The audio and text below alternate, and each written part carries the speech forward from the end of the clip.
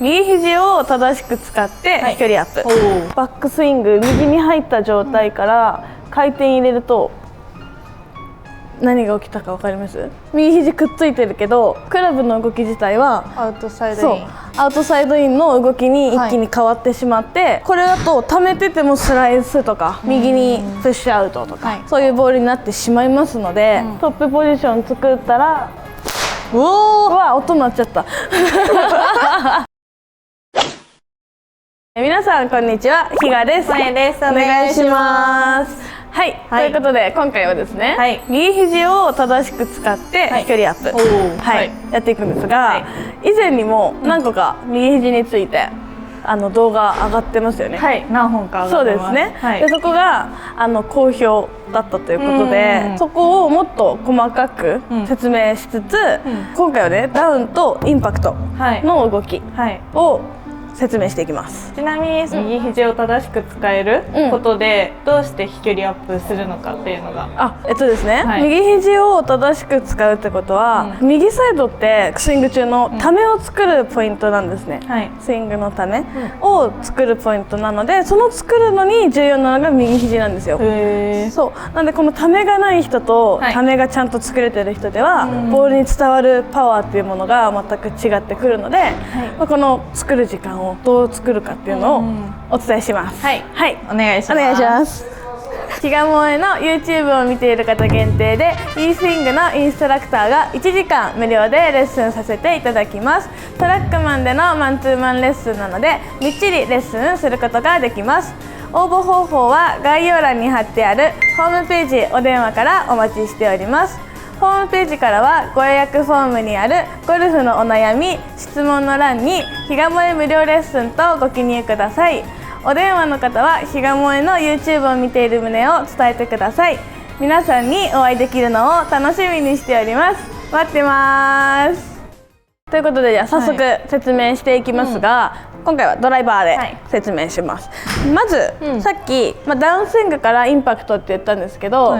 そこまでに入る時の右肘の持っていき方っていうのもすごく重要で、まずアドレス、アドレスの右肘の向きですね。右肘の向きは、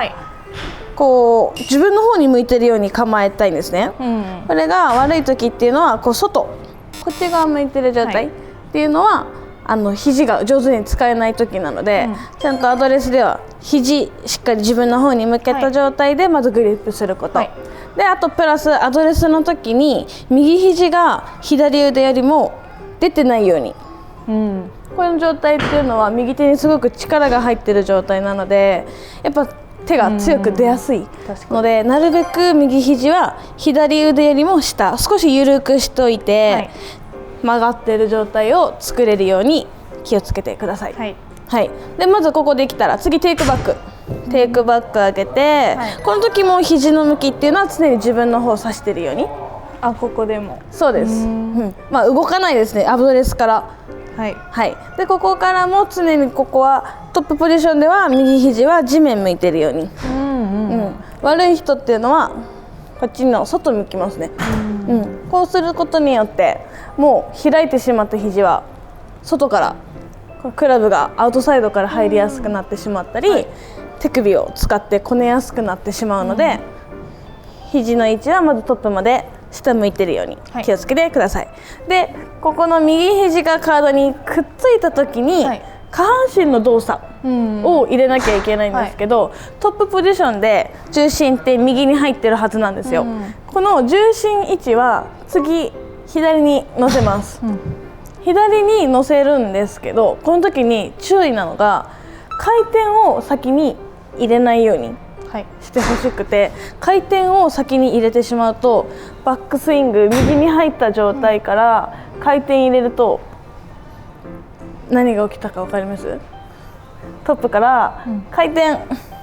右肘くっついてるけどクラブの動き自体はアウトサイドイン、アウトサイドインの動きに一気に変わってしまって、これだと溜めててもスライスとか右にプッシュアウトとか、そういうボールになってしまいますので、トップポジション作ったらこの溜めを作るのと体重移動が一緒。右に回ってる腰はそのまんま左に乗ります。これを戻さないように先に乗ってから回ってくるので、ためと体重移動はセット。はい、乗ってでここからインパクト入ってくるんですけど、ここからさっきこの左膝を次後ろに引いてくる動きで、右肘はもう体にくっついたままですね。このまま回ってくる。もうここまでできちゃえばあとは体の回転で回すだけ回ってくるはずなので、インパクトまでしっかり溜まった状態で右肘は体にくっついた状態でインパクトを作れるようにしたいですね。ここまでがインパクトの動き、でトップからインパクトまでの動きで、手を真下に下ろす動きを意識した方がやりやすい人と、体を左に体重移動させる動きを意識した方がやりやすい人が2種類分かれると思うんですよ。意外とこう下半身を左に乗せると勝手に手もスッと降りてこれる人もいれば、どっちかというとやっぱ手を意識しないとこう手が真下に降りない人もいると思うので、そこは自分がやりやすい方、意識しやすい方をやってみてもらえるといいかなと思いますので、じゃあ次はちょっと右肘のためを分かりやすい練習器具あるので、それ説明していきます。お願いします。ということでまず右肘のためを分かりやすくするための練習ドリルをやっていくんですが、Eスイングで使う時はこうリボンが練習器具としてちゃんとあるんですけど、家で自分でやる時はこんな感じの大きいタオル、ちょっと大きめのタオルを用意してもらって、ここの片方を結びます。ここをこうやって結んだ状態にしてあげると代用できるので、こうやって使いますね。これ後でまた動画で出します。っていう感じで代用できますので、説明していきますね。これで早速ちょっと説明をしていきたいんですが、普通にいつも通りアドレス構えてトップポジションまで入ります。でこの時に溜めれる時っていうのはこのリボンが体に巻きついてくるような感覚になるんですけど、体の近くで今ゆっくりやってるとあんまり分かりにくいですけど、遠くに入るとこっちに振っちゃうんですよ。リボンが遠くにね、に動いちゃうと、スイングするとこういう動き、これ全力で振ってもこんな感じですごいゆっくりに見えるじゃないですか。でもこう溜めれる動きを入れると、うわ音鳴っちゃった。音鳴るってやっていいんだよね。そう鳴るのが正解なんですね。このリボンちょっとゆっくりもうちょっと音鳴らないようにやると、これぐらいこうなんだろう、体に巻きついてくる。こっちサイドはちっちゃく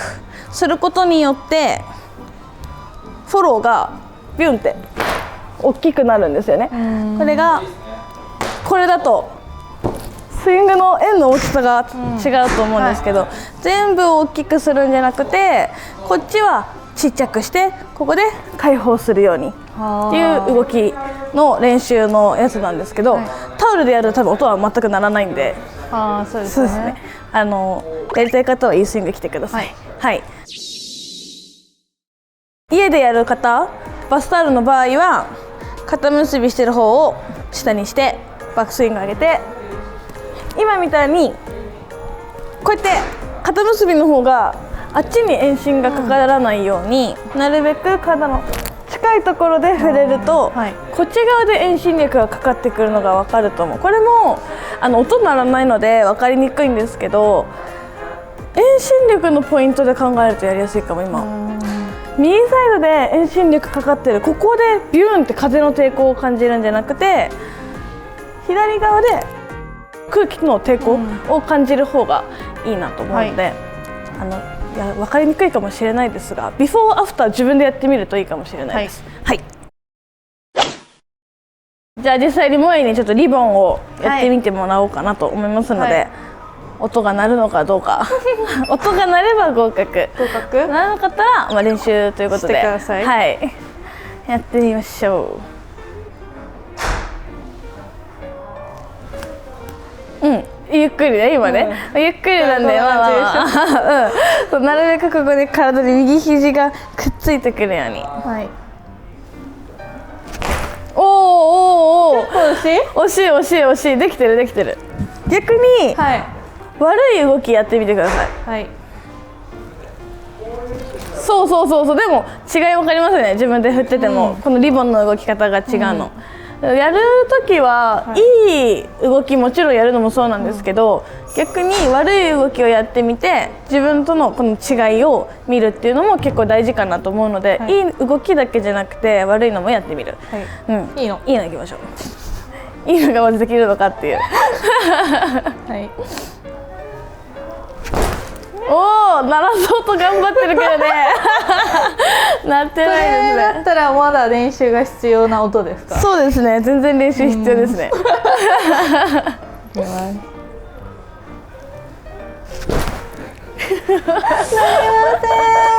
もっと体にこう巻きついてくるようなイメージ持ってあげて、リボンが、力はいらないですからね。ああね。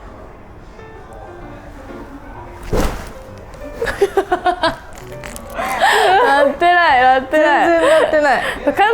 うに見えて難しいよね。ドライバーを持たせてもらえないこれ。い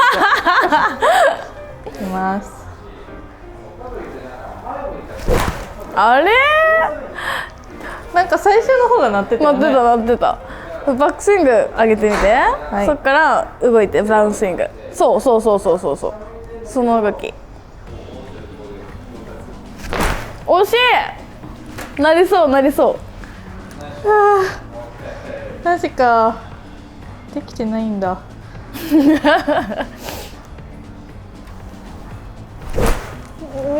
硬いね、動きがね。こうガチガチになって手首固めるっていうよりかは、こう柔らかくしてほしいので、コックも萌の場合ガチガチでガクって入っちゃうから、なるべく柔らかく作ってあげて。作るのも柔らかく。惜しい。なんかね、惜しいんだよね。まだだね。ダメですね。練習あるのみですか？練習しよう、これはね。早速ビフォーアフターを打っていきます。ビフォーからためがないパターン。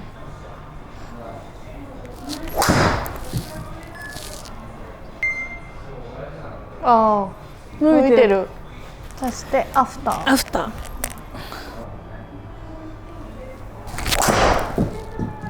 おお、ナイスショット。ということで、じゃあビフォーとアフターを打ったので、見比べていきましょう。まず映像から見ていきましょうか。左側の映像がいい時、右側が悪い時。じゃあバックスイング上げていきましょうか。はい、ここがお互いのトップポジションなんですけども、右肘の向き見たら分かると思うんですけど、アドレスで悪い時はもう外側向けた状態からスタートしてると、どうしてもトップで右脇がこう割れやすい、開きやすくなってしまうので、地面までそもそも向いてないっていうところですね。ここからじゃあダウンスイング入っていきましょうか。ダウン入ってきて、この時にもう分かるのは、右肘今ちょっと後方からなんで、くっついてるかくっついてないか分かりにくいんですけど、上半身のこの前傾角とか見てあげると分かると思うんですけど、溜めてる時って体がちょっと丸々というか、ちっちゃくなる。で右側は起き上がってる、こう伸びてる状態なので、やっぱりこう右肘が作れないと体も起き上がりやすくなって力が逃げやすい。でプラス右肘がほどけると手首もほどけやすくなっちゃうので、キャスティングヘッドが手元よりも下にありますよね、右の映像って。あれがここがほどけてる状態、で左の映像っていうのは手とヘッドが同じ高さにあるじゃないですか。あそこがちゃんとこうクラブが溜めれてる状態っていうので、映像で見るときここも自分でチェックしてみてください。じゃあここからインパクトいきましょうか。ここがお互いのインパクトなんですけども、右の映像を見てるのと右肘が伸びてる状態、で左の映像はしっかり体にくっついてる状態になってるので、前傾角自体もね全然違いますよね。っていうところで、こんだけこう映像で見て分かる通り全然違うんですけども、飛距離がじゃあどれぐらい変わってるのかなんですけど、ビフォーだとトータルが 195.9、アフターだと246ぴったり。50.1 ヤードアップ、キャリーがビフォーが 158.3、アフターが215、56.7 ヤードアップ、ヘッドスピードが35.3 から40.2 まで上がってて、4.9 アップということなんですが、ためを作れるとクラブのしなりだったりとかクラブの動き自体も良くなってくるので、ヘッドスピードが上がって距離も上がりやすくなってくる。で打ってて思うのはやっぱ打った時の感触ですね。ちゃんと球に分厚く当たってるかとか、なんだろうな、ここがただの通過点になってるっていうのはあんまりためが作れてない。同じ一連の流れでただ打ってるだけっていうのはあんまり飛ばないスイングになってくるので、ちゃんとボールを捉えてるっていう感覚がちょっと出てくるはずなので、できるようになってくると、皆さんもちょっとやってみてもらえるといいかなと思います。ありがとうございました。ありがとうございました。e スイングにはスイング分析に特化したトラックマンが置いてありますので、最速で上達することができます。また e スイングの LINE 公式アカウントを登録していただくと定期的に視聴者プレゼントを配信中です。概要欄の LINE を追加していただき、正面と後方からスイング動画と今現在のゴルフのお悩みをテキストで送ってください。私が1分間のレッスン動画をお送りいたします。ぜひ LINE 登録とスイング動画お待ちしております。ということで、この動画が良かったと思ったらチャンネル登録、グッドボタン、コメント、 LINE 登録お待ちしております。次の動画までまたねー。